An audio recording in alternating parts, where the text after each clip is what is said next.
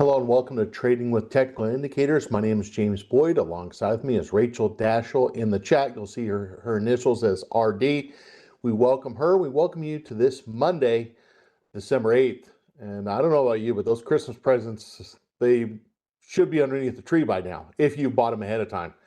Hopefully you're getting ahead of that, and I know my wife has.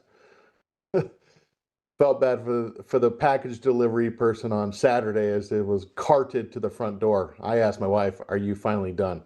She goes, "I think I am." Okay, so I felt better about that. All right, a little fun there. Now we would like to welcome everyone here today. Also, if you have questions, go ahead and drop those in the chat. I'll be looking at those questions. Rachel's going to be looking at those full time, so just we could multitask here. So make sure you ask those questions. Now, remember that with what we discussed last week, I want to kind of give you a quick reminder. This is not a one-off class, as many of you saw last week. So if you go to YouTube, just type in Trader Talk Schwab Coaching Webcast right here, okay? Second, we did a class last week. The class was labeled, we called it After 30 Years, Know This. And we're going to kind of get a nice little follow-through of what we talked about last week in application. Now, so those are two links that make sure you actually have. The other thing is, just real quick as we hop right in, remember that we do post educational examples and announcements. Some of you mentioned, hey, could you let me know when you're going to teach futures? December 23rd, when Ben Watson is out, I'll teach the futures class. That's on a Tuesday morning. Let's go back and double check that. It's going to be on a Tuesday morning. Check me on that. I know it's December 23rd, so that's going to be that. I used to teach that class. Ben has it now, but I will cover for Ben. So many of you asked about that. I did post that announcement. And that's what we do on X. We do post educational examples and announcements. And so just make sure you're following us there. Now, also remember that with what we discuss here today, it's done for informational, general informational purposes only, should not be considered in individualized recommendations. So some of the examples you look at might not be for you. Some of the strategies, you might say, I would never do that. That's fine. Okay, other people might. So that's why we kind of show an array of different strategies and talk about why an investor might consider that. But not all of us are the same. Also understand that, but that means that all of us are special, though. Don't forget that point. Remember when we talk about options carry a high level of risk, not suitable for all investors. And also remember that the paperMoney software application, paperMoney is used for paperMoney software application is used to demonstrate for educational purposes only. And also remember that investing involves risk, including loss of principal. Could you imagine if the chart just went to the upside? That'd be amazing. Okay. Now today I want to take just a quick look at the market. So now remember, you got Fed starting their discussion tomorrow. Fed Jerome Powell making a statement on Wednesday at right around 2:15 Eastern.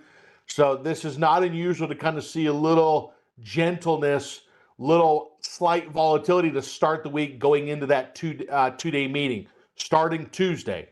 Now, just real quick with that, we need to talk about some positions. We have about 11 days or so to expiration on some of these trades. We're kind of getting inside that window of 4 to 10 days. We need to talk about some. Based on our example from last week, there are some stop examples we need to evaluate, and I think we could do that here together. And then we're going to talk about some positions that we're going to place bullishly, but have downside protection built in. We'll talk about, as a follow-through, what we talked about last week and why an investor might consider that. Now, let's go ahead here and just pull up probably the chart of the day. When I wake up in the morning, I always pull up the Thinkorswim app on my phone, pull up that Thinkorswim app, and the last ticker I want to see at the top of the list is the VIX. When I woke up this morning, the VIX was at the top of the list. That lets us kind of know there's a little nervousness to start the day. Doesn't mean it's going to stay there. A little nervousness.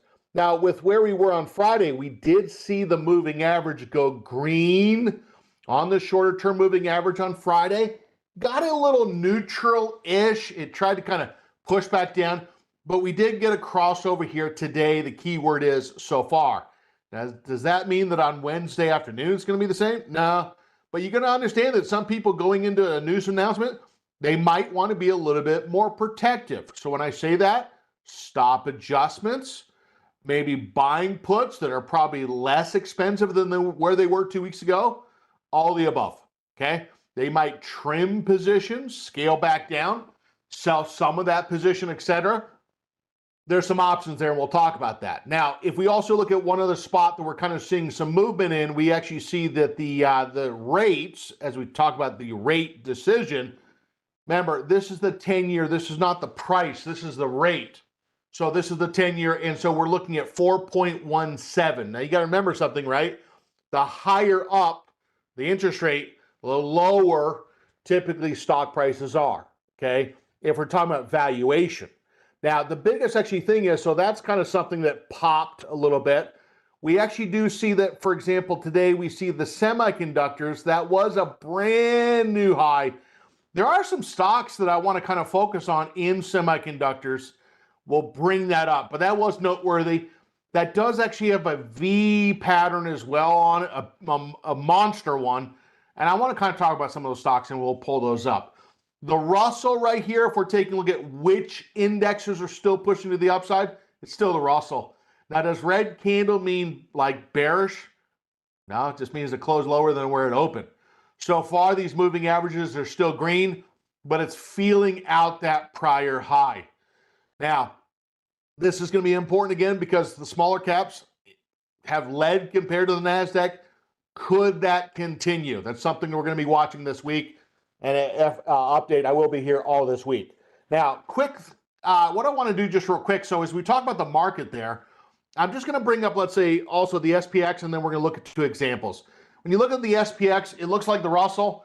The difference between the Russell and the SPX is we see on the SPX, there is a little shorter term, on the short-term moving average, a red line. Now, remember, notice also that the moving averages have pinched, and now they're touching each other. So what type of strategy might an investor consider? Well, number one, they might be doing stop adjustments, okay, which I'm going to show you here today because that's a follow through from our discussion last week. They might be saying, I'm up near some areas of resistance. I might consider cover calling. Two, second option. Third option might be like, hey, I'm going to maybe try to buy a put on my position. If they had stock example given, they might be also saying, I'm going to call our position. Those are all opportunities currently in the market, okay? Now, that doesn't mean the investor knows how to do it, so we want to practice together with what we're seeing technically. But that's what the indicators are showing us. The indicators are showing a slowness of momentum. We could also see that on the MACD that momentum is kind of gliding down a little bit here, not going down to below zero so far, but just the momentum coming off a little bit, starting to consolidate. Now, what I want to do just real quick is let's kind of pull up some quick examples. And I want to bring up, let's say, and I want you to kind of think about like managing a portfolio, okay? So here's where we have Morgan Stanley. We're in the margin account, okay? Investing is not just buying stuff. Investing is buying stuff and managing, okay? Now, this morning, we had the example given of Morgan Stanley, and I'm just going to kind of draw this on the chart if you don't mind, okay? So our target on really Morgan Stanley was about 181. We were up to, let's say, 179. Now, last week, we did some examples where we talked about if we come within 1% to 2% of that target, we might consider stop adjustments. Now, if you don't mind, I'm going to hit this if I can. Maybe not. Let me just pull that up.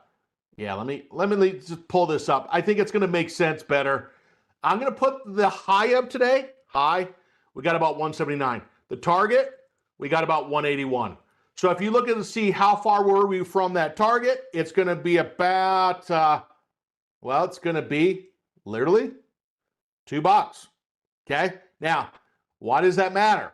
Well, when we start getting within 1% of that, and I'm going to put 1% there, I'll go 0.01, 0.02. I'm going to take that off. I got to set this up each time we do this because I can't have something prepared, but that's okay.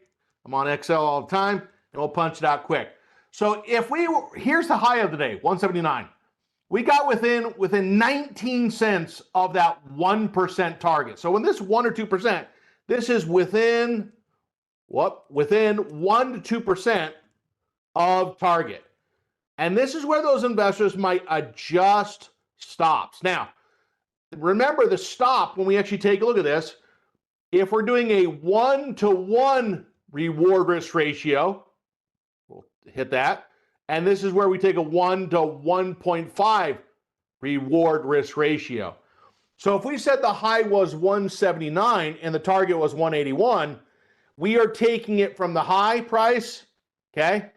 And that difference there, we're going to just take $2 off from 179 to 181. So the stop would be 177 flat.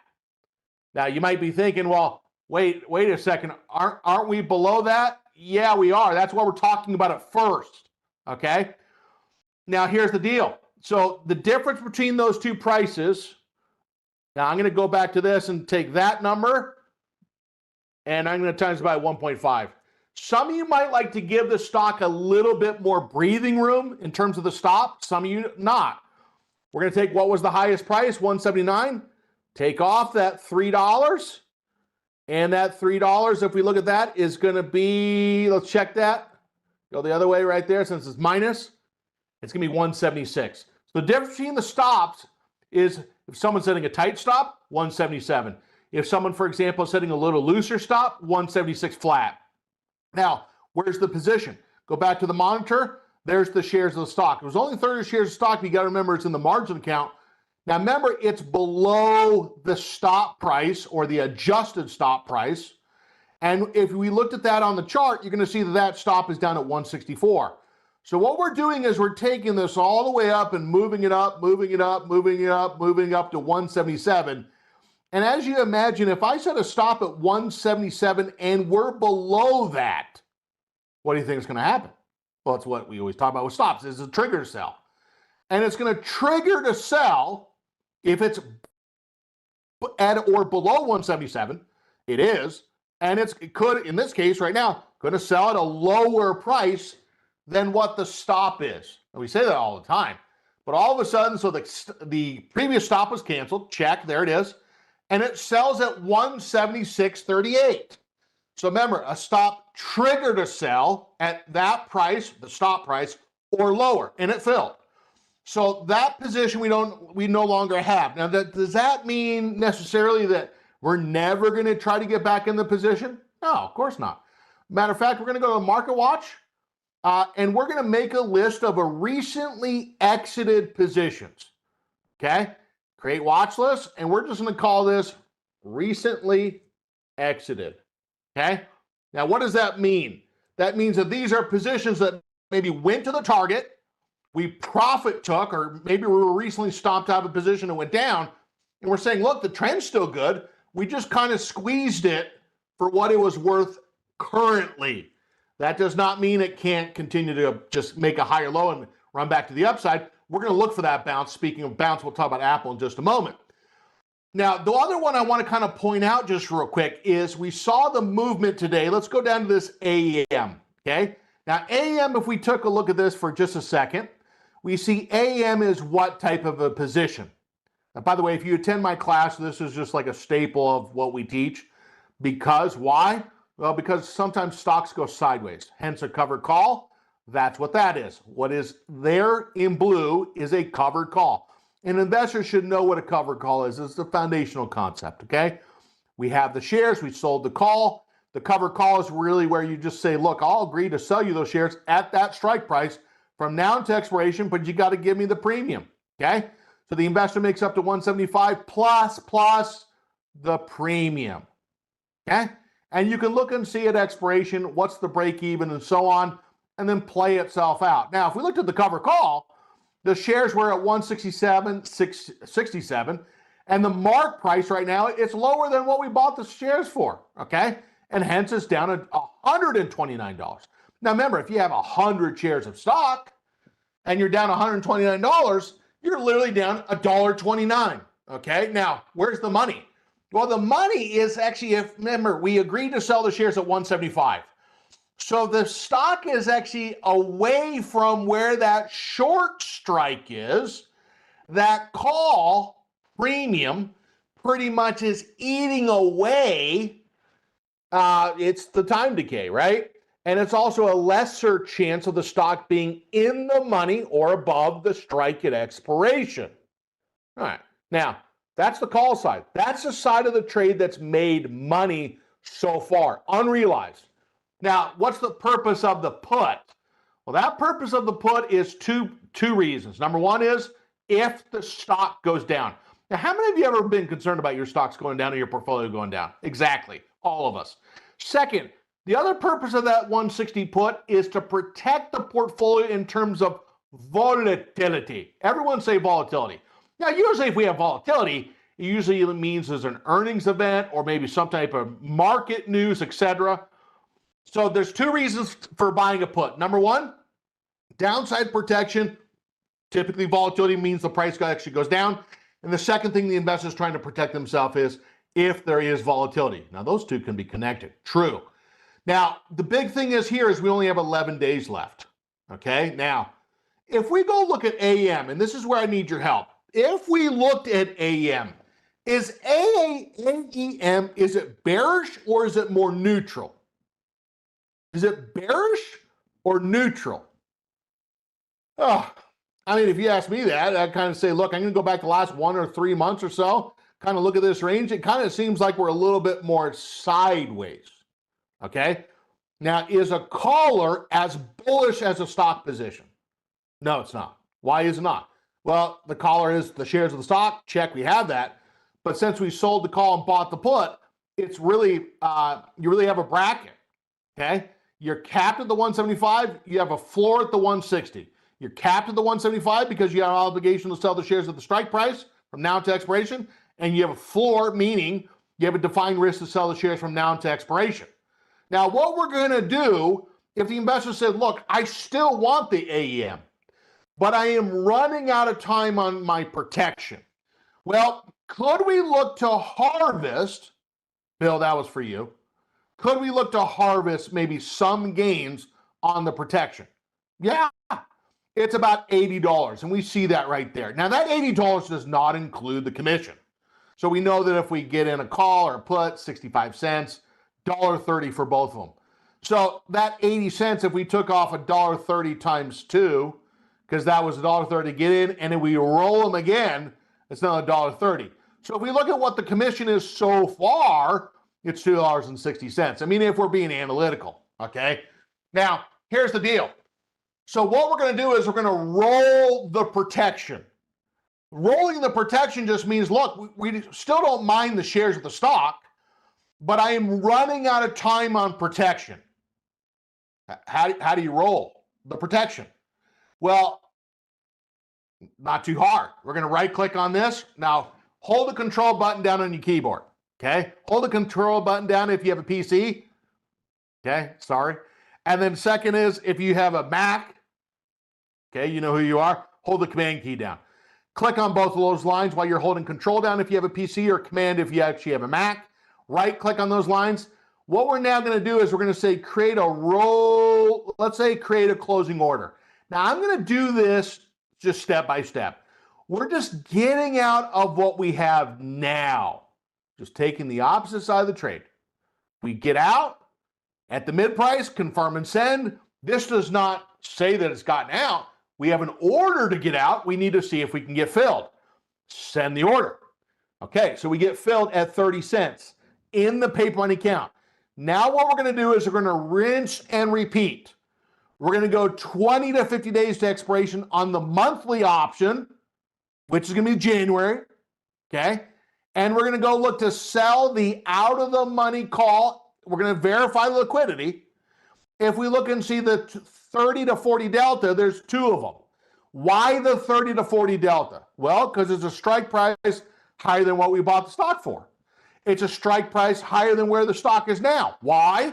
Because the paperMoney account wants some upside on the stock. That's why. All right. No need to get all upset about that. But that's the point. You're trying to sell out of the money or higher than what you bought the stock for. That's it. Now, the biggest thing is we're going to go to this 180 strike price. Now, wait.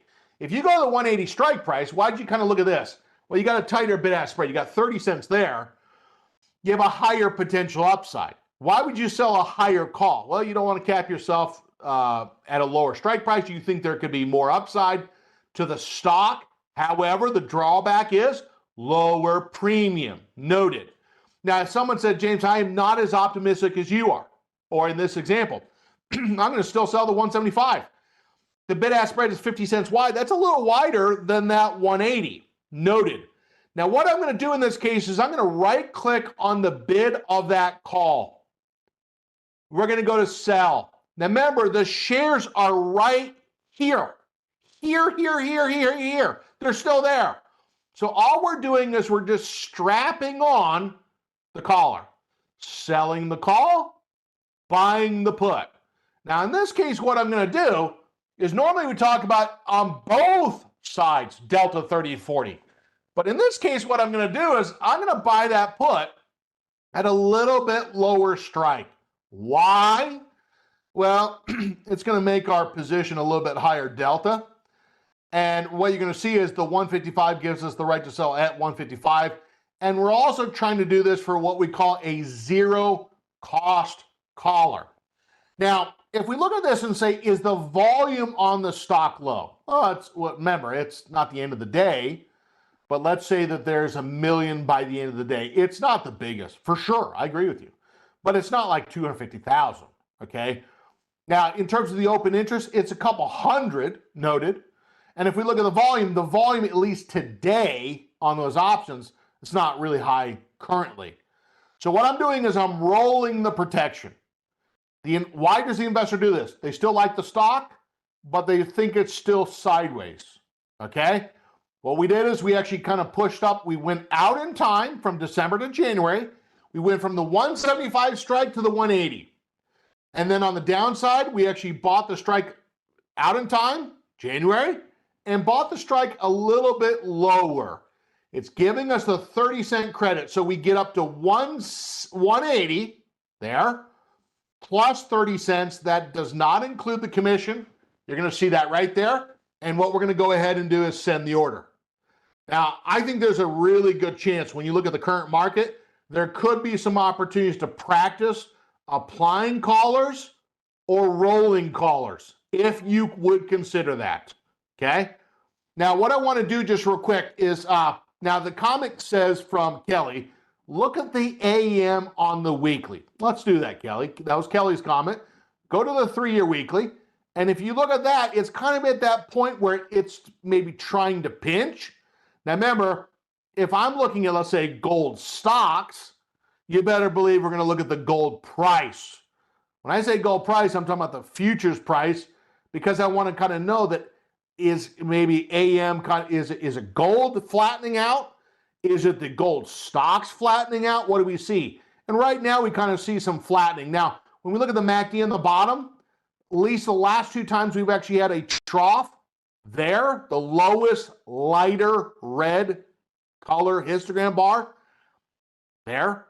And then so far we're still not as low as before, but we haven't turned up either. Okay? So it's still kind of in that consolidation.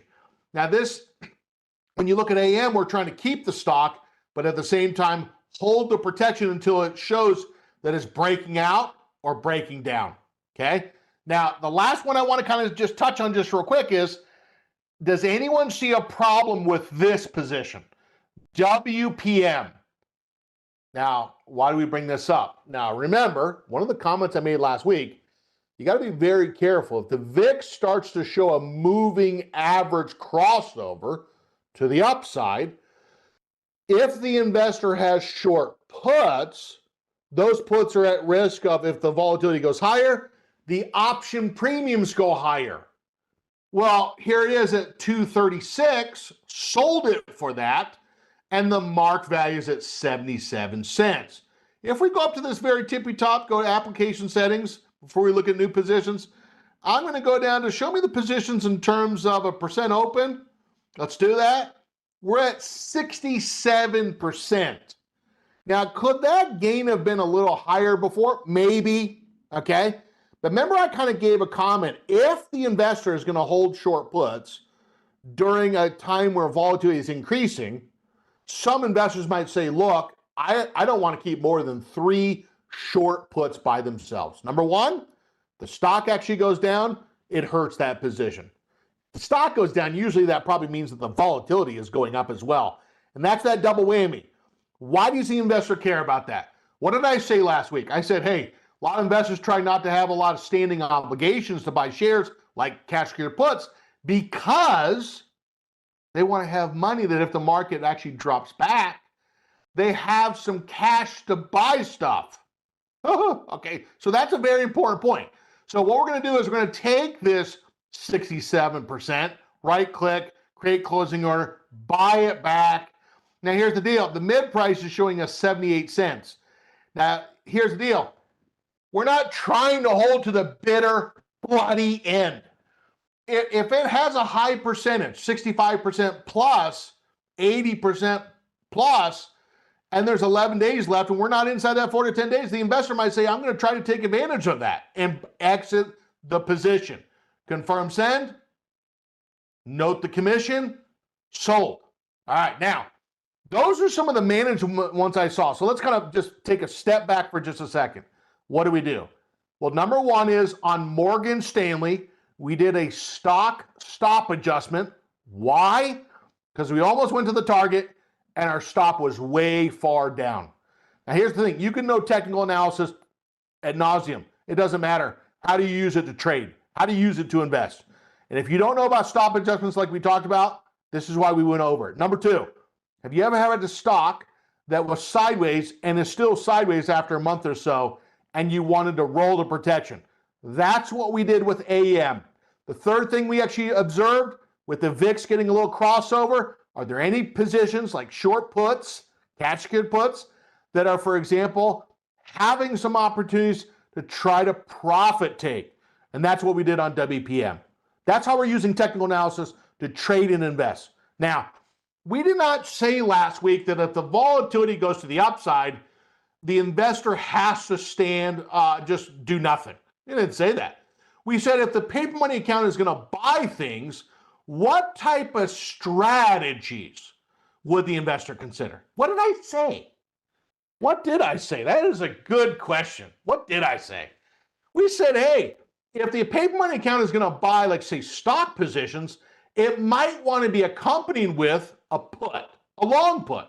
So if you buy shares and you actually buy a put, think of that as a married put, okay? Now, don't tell me you've never done that before in your life. You go to a car dealership, you buy a car, but before you leave the parking lot, you try to think of risk management, right? Now, the biggest actually thing is we're going to try to do that on a stock. We're going to buy the shares of the stock, but at the same time, buy protection just in case. Second thing I actually said is that the investor is going to buy some things that they want to buy. They might just say, I'm going to do the collar position in general, right off the cuff. Speaking of that, let's look at some examples that might be trying to show some bullishness. Now, let me kind of just take a little quick peeky around what we're seeing right here. Now, one of the stocks that was in a recent discussion was Apple, and Apple really broke out right around that 276. Now, how many of you like to buy on the pullback? You say, James, I saw this breakout. I didn't see it. I was on a business trip. I was on a vacation. I had to take puppy to the vet, whatever. And all of a sudden, we're right here. Come on down. Now, we don't know if people are going to buy. We don't know. At least I don't. Tell me if you know. But some investors might say, look, I'm going to try to buy on this little dip near that old resistance new potential support. How does the investor set up like a collar position, like with something like this? Well, number one, what we're going to do is we're going to go to the paperMoney account. And what I'm going to do is going to go to the trade tab. And in this example, what I'm going to do is I'm going to click on, let's say, Apple. Okay, go to the trade tab. And we're buying the shares of stock. Okay, so that's, how many of you feel like pretty comfortable? I could probably do that. Now, wait. Now, normally when we talk about entry signals, we are looking for the price to be above the 10-period moving average. Noted. However, there's some of you, I know you don't wait. You like to get in when we're close to that support. Okay, now what does that mean? The candle's red still, and maybe we're below the 10-period moving average. So someone that does this, They just want to get in close to the support level. Okay, it's early. Noted. Now the strategy, though, if we take a look at this, if we go to single order, first triggers SEQ. Well, what we're going to do is going to put the collar on. Okay. Now that collar position. So we have the shares of the stock, 100 shares. Step two, we're going to come down to the strike price with a delta of 30 to 40, the January expiration. Now you should be thinking immediately in your head, what's the current stock price? 276. And if you don't mind, I'm just going to say 277. Okay. Why did you do that? Well, because they're just going to do basic math. We're going to agree to sell those shares for 285. And if we take up to 285, it's going to give us plus $8. Is everyone with me? Now, I'm going to tell you, your proof that you understand this class is that you can go out in your paperMoney account and practice this as well. So if we buy the shares at 277 and we agree to sell them for 285, it's $8. It's basic math. Okay. Now, what about the downside? I mean, that's what we really want to know. What's the downside? Well, the downside, if we took the exact same strike, a strike that has a delta between 30 and 40, it's going to be, in this case, the 270. Well, if we agree to sell those shares at 270, we buy them for 277-ish. We agree to sell it for 277, and it's a $7 potential loss. Now, I'm going to tell you right now, if the VIX were to go up from, let's say, 16, 17, 18, 19, 20, 24, 30, and so on, it is the most demoralizing feeling where you say, James, I just recently got in a whole bunch of stock positions. I don't have stop losses on them. And now I'm not only having price move against me, but volatility is really spiking as well.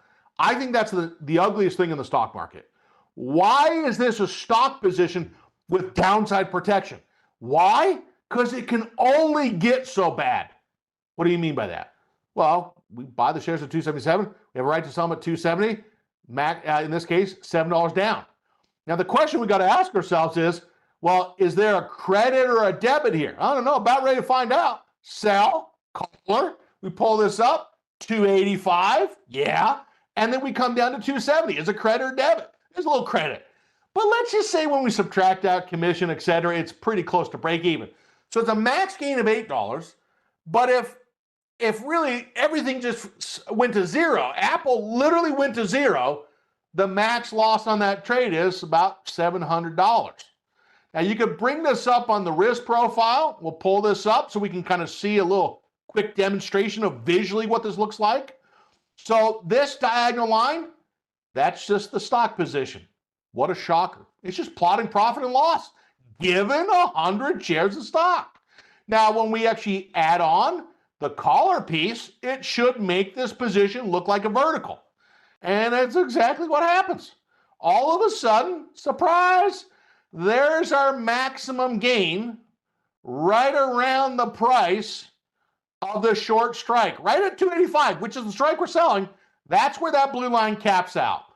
Now, remember, the blue line is we're talking about at expiration.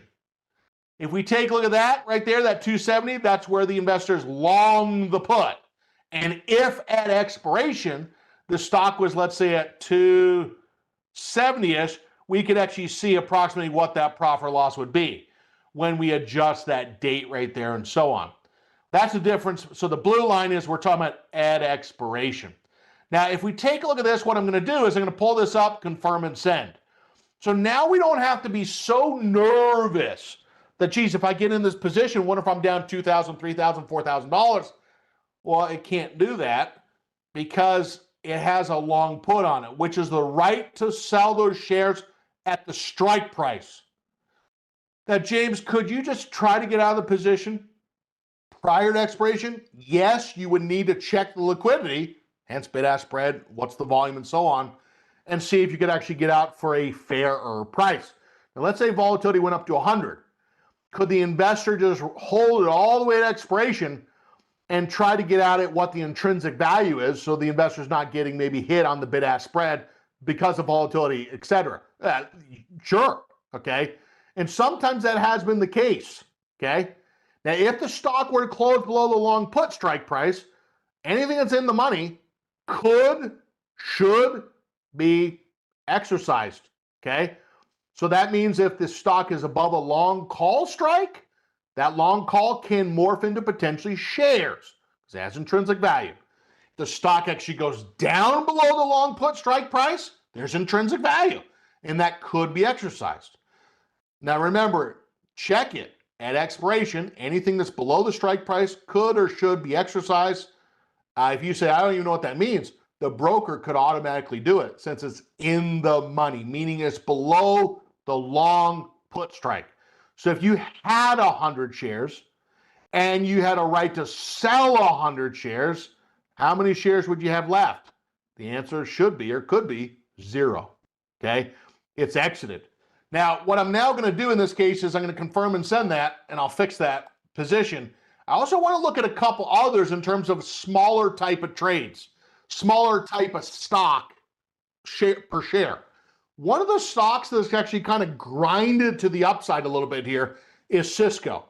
Now, some of you might say, well, James, I don't really buy shares of stock. And I'm seeing a couple stocks that are showing an upward trend, and I want to try to enter and trade directionally, but having a built-in max loss. Well, I said before that if the investor doesn't want to have the shares, that long call vertical, the short put vertical, is a way to try to trade the trend, but it's not going to have the same delta as, let's say, buying the shares. Now, notice right here, when is the earnings? Well, that earnings, we're on a weekly chart here. The earnings on this right there is going to be in February. It looks like it's tomorrow, but it's on a weekly chart. So if we go back to the daily chart, what does this look like on the daily? That's what it looks like on the daily. Now, this is one of the fewer stocks, at least, that we're seeing here today that are contesting those old highs. So let's imagine that we said the paperMoney account does not buy shares, or it doesn't want to. And what it wants to do is it wants to use a strategy that is showing that same crossover technique we talked about. Green moving average, 1. We have the crossover being number 2. And we actually have the 20-period moving average the same day or just the day after going green as well. So if we said, look, the indicators are showing a bullish crossover. We're showing, you could say, a bounce off support. We could even say that we're coming very, very close to a breakout of resistance. Now, if we go to that, second chart, and if we look at that orange dot, we are at a 10-day high. Remember, if you're at a 10-day high, we're talking about 2 weeks of trading, okay? We're at the 10-day high. The price today hit it again. It hit it also on Friday. Now, if we go push to the upside, those lines, which they're overlaid on each other, that 20, 55-day high, you might try to break out of those as well. We're going to go to the trade tab just real quick. What we're going to do on this is we're going to type in Cisco. We're going to type in, let's say, a long call vertical. Now, in that long call vertical, what I'm going to do here is I'm going to open it up a little bit, and I'm going to I'm just checking real quick, what's the bid-ask spread? It's about 11 cents, 12,000 contracts. So pretty liquid there. Which ones have actually been the most liquid today? The 75s, okay? I'm going to look at the 77.5 and the 82.5, okay? If I right-click on the 77.5, buy, and then now go to vertical. Now remember, if we're on the call side and we're buying, it's a long call vertical. We're going long the call and selling the upper strike, and that's going to be the 82.5. So there's the debit. The debit is what the investor can lose pre-commission. And if we said, well, that's on a 1 contract basis, what is the commission? We read that, cost of the trade, including commission, $1.30. So that's what the max loss is. And this is very important, okay? So what happens is when that volatility is low, one of the things that will tend to happen is people tend to do the most bullish type of strategies, like stock, when the volatility is at the low, and they're putting on trades that are very capital intensive, but also might not have any downside protection. Remember, a stop is just a trigger to sell. It's not downside protection. It might be. Just have to see where it fills. So the biggest actually thing is we're not against stock, but it would be like stock position with built-in protection, like with long puts or a collar and so on. Or the investor said, I'm not going to actually do that with stock. I want to try to save some of the capital. If the VIX were to spike, I want to use some of that capital to try to buy shares at a lower price. That's what we talked about last week. Now, what we're going to do in this case is we're going to go ahead and do, let's say, one contract. Max profit, $5 spread width, less the debit, 226. It's going to give us a max profit of 274. Now, what you're going to see is the max loss. There it is. And the break even, 79.76. Noted. I'm going to go ahead and send the order. So the behavior that you're going to see me show is when the VIX is low and diverging, maybe crossing over, going to be very, very protective with two things. Stock positions that are unprotected, or buying new stock positions that are not protected by what we've talked about, and trying to use more vertical trades as well. Okay. Now, just real quick, comment came in. Let's just take a quick look at Meta. Now, when you look at Meta, that was also on my list as well. I think the one thing that we kind of have to say with Meta is it's right near the prior high. And when I say that, you're kind of right there. I'm going to put an alert on that. And that alert is going to be right above where that resistance is. Create an alert, okay? And so that alert is just saying, look, mark, stock price, if we get at or above that price, let us know. And if we get at or above that price, it might try to fill in the gap, okay? So that's kind of something to watch as well. Fair. I think the other one we actually have talked about last week and the week before is Hood. Why do you bring this up? Easy, okay? So what we talked about this, we talked about last week on Tuesday, snapback rallies. And this was a stock that actually broke inside the old channel on 1126, 1128, went to a shorter term high, fell back down to where that bounce was, that bounce area on December 1st. The very next day, it showed a close above the high of the low day on the 2nd. Then it went to the 3rd. Then it went to the 4th. And down the stretch it comes. And then all of a sudden, if we look at this on December 5th, you're going to see that we had a red candle. However, the red candle was still above what? It was still above the moving average. Red candle's above the moving average. It's just a red candle. Now, you look at this, what happened so far, we came right down to the upward trending 20-period moving average, and just someone randomly, or people in general, had buy orders just sitting there waiting. Now, we've seen this probably 50 times at least in a month. And all of a sudden, if we look at this, if we close here, that's why that green dot is right there. What is it signifying? It's signifying that if we close here, we would be trading, we'd be closing above the high of Friday, and we only had one down day with the green candle, okay? Now, a couple other stocks, I want you to, in the current market, financial stocks still look quite strong. Semiconductor stocks still look quite strong. We might see this behavior. Now, there's a survey in the chat. There's 2 questions. Click on it. And thank you actually for filling that out ahead of time. That gives me a lot of ideas of material that is discussed during the class. So thank you. Now, also, I just want to give us a quick reminder that I will be in throughout the week. Cameron May will be teaching coming up next. And also want to give us a quick reminder that with what we discussed, it was done for example illustrative purposes only. Thank you, Rachel. Thanks to all of you. And we actually did a mixture today of current management of positions, talking about the volatility and the news we have this week, but also establishing new positions as a follow-through of what we talked about last week in terms of application. So I want to say thanks again. Stay tuned for Cameron May coming up next. And if you enjoyed today's video, give that big thumbs up. And thanks again for filling out that survey. Thank you, and stay tuned for Cameron coming up next. Bye-bye.